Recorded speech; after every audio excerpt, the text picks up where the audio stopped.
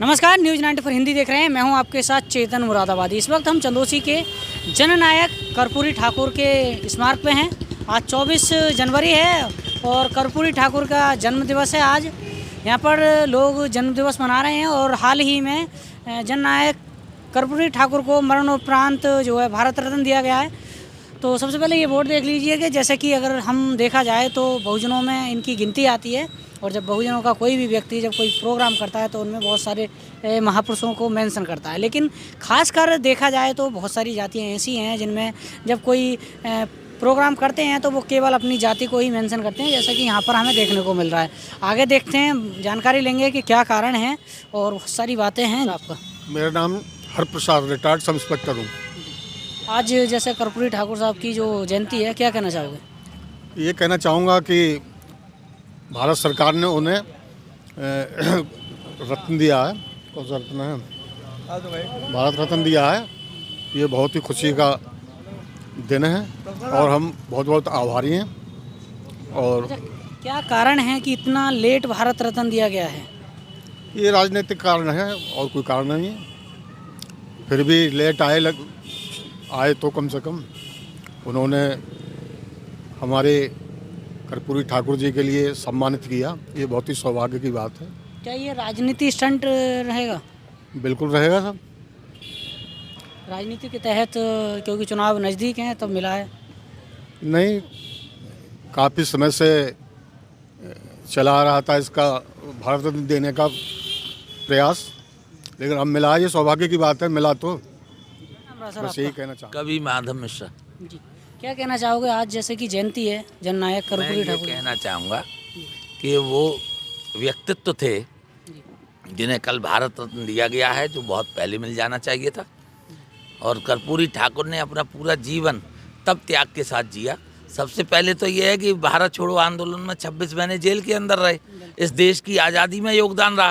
फिर राजनीति में जो इनके जयप्रकाश नारायण जी और डॉक्टर राम मनोहर लोहिया जी जो इनके गुरु थे, उनके आदर्शों का इन्होंने पालन करते हुए पूरी ज़िंदगी 1988 में जब इनका स्वर्गवास हुआ तब झोपड़ी थी। ऐसे नई पीढ़ी के लिए जो बच्चे हैं उन्हें इनसे प्रेरणा लेनी चाहिए, कर्पूरी ठाकुर जी से, चाहे वो किसी भी जाति के हों, किसी भी धर्म के हों। क्योंकि इस देश के अंदर ईमानदारी की राजनीति का प्रतिमान खड़ा करने वाले अगर कोई थे तो वह भारत रत्न कर्पूरी ठाकुर थे। हम सब के लिए इनसे प्रेरणा लेनी चाहिए। 26 महीना आप बता रहे हैं जेल भी काटी थी, वैसे काटी थी, लेकिन इतने दिन के बाद भारत रत्न मिला है, इसके पीछे का क्या कारण है? देखिए, राजनीतिक कारण हो सकते हैं, उनसे हमारा कोई लेना देना नहीं, हम सामाजिक व्यक्ति हैं। लेकिन हाँ, आज की सरकार ने या आज इस समय वर्तमान प्रधानमंत्री ने जो विचार किया है ये उचित है और सराहनीय है, प्रशंसनीय है। मैं उन्हें धन्यवाद देता हूँ। उचित तो पहले भी हो सकता था सर। नहीं, ऐसा है ये क्यों कैसे क्या होता है, कोई ज़रूरी नहीं है कि हर काल में जो है महापुरुष के लिए समझा जा सके। जब जो समझ में जिस राजनीतिक के आ जाए और जब वो भारत रत्न दिया जाए तो उसका सम्मान करना चाहिए। ये सब कहना बेकार की है, क्यों वो राजनीतिक बातें हो जाएं। नहीं, ऐसा नहीं लग रहा है आपको कि हाल ही में चुनाव है तो चुनाव का लिए कोई फैसला लिया? चुनाव से इसका कोई मतलब नहीं है, क्योंकि एक महापुरुष किसी चुनाव से मतलब नहीं है। उसका एक व्यक्तित्व जो है, जो थे वो स्वयं राजनीतिक थे, लेकिन उन्होंने जो प्रतिमान खड़ा किया अपनी ईमानदारी का, वह सर्वोच्च है, उसके लिए सम्मान दिया गया है। आप उसे चुनाव की दृष्टि से क्यों देखते हैं? उससे उसके सम्मान में कमी आ जाएगी। भारत रत्न का जो सम्मान दिया गया, उनकी ईमानदारी, कर्तव्य निष्ठा और इस देश को स्वतंत्र कराने के कारण ये सम्मान दिया गया है, तो हमें इस उचित सम्मान का सम्मान करना चाहिए। सर, चुनाव पास में है तो क्या इसका चुनाव के उसमें अगर कोई व्यक्ति किसी महापुरुष या ईमानदार व्यक्तित्व का सम्मान करता है तो उसे फायदा मिलेगा, उसके लिए कौन रोक सकता है? जैसे कर्पूरी जी के चाहने वाले भी काफी हैं, तो उन पर कोई प्रभाव पड़ेगा? क्योंकि चुनाव पास में आने वाले हैं तो देखिए, मेरा ये कहना है, चाहने के साथ साथ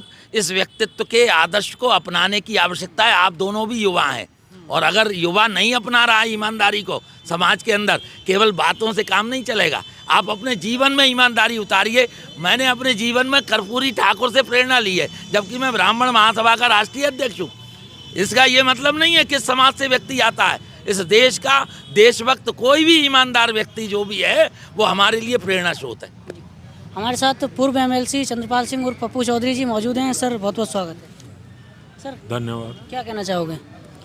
बस सादा जीवन उच्च विचार के प्रतीक थे कर्पूरी ठाकुर जी, और जो भारतीय सांस्कृतिक परंपरा है, थोड़े में गुजारा करना और समाज को ज़्यादा देना, उस हमारी संस्कृति के भी प्रतीक थे एक किस्म से।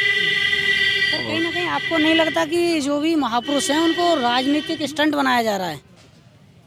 ऐसा कुछ नहीं है। पहले एक पार्टी विशेष ऐसी रही है जिसने एक खानदान को ही वरीयता दी, दूसरे महापुरुषों को वरीयता नहीं मिल पाई। अब आकर के जो दूसरे महापुरुष थे उनको सम्मानित किया जा रहा है। पहले तो एक ही परिवार के लोगों को पूछा जा रहा था, उन्हीं के नाम से सब कुछ हो रहा था। अब बाकी जो हमारे देश के इतिहास में जो मील के पत्थर हैं उन सब को सम्मानित किया जा रहा है। लास्ट में सर हमारे जो दर्शक हैं उनको क्या संदेश देना चाहेंगे? बस यही कि राजनीति में किस प्रकार से कोई व्यक्ति जन सामान्य के लिए काम कर सकता है, कर्पूरी ठाकुर जी से वो सीख लेनी चाहिए। उन्होंने भारत की जनता का जो पिछड़ा वर्ग है वो अंग्रेजी भाषा के कारण उसको काफ़ी नुकसान हुआ, और कांग्रेस ने एक षड्यंत्र किया था अंग्रेजी भाषा लाके अभिजात वर्ग को लाभ मिलता रहे, बाकी समाज पिछड़ा रहे अंग्रेजी ना जानने के कारण। उस षड्यंत्र को उन्होंने मुख्यमंत्री बनने के बाद बिहार में सबसे पहले अंग्रेजी भाषा की अनिवार्यता ख़त्म करी थी, और उसका फिर पूरे देश ने किया, और बाद में अब मोदी जी ने सारी परीक्षाओं में अंग्रेजी की अनिवार्यता ख़त्म करके जो प्रादेशिक भाषाएं हैं, जो अपनी मातृभाषा हैं, उनमें परीक्षा देने की अनुमति दी है, जिससे भारत के जन सामान्य का विकास हो सकता है। जो पिछड़ा वर्ग है, दलित है, उन सबको समान मौका मिलने का अब अवसर आया। धन्यवाद सर। आपका क्या नाम रहा सर? विनोद कुमार। आप भी इसी समाज से हैं? जी, नाई समाज से हैं। तो क्या कहना चाहोगे आज को लेकर?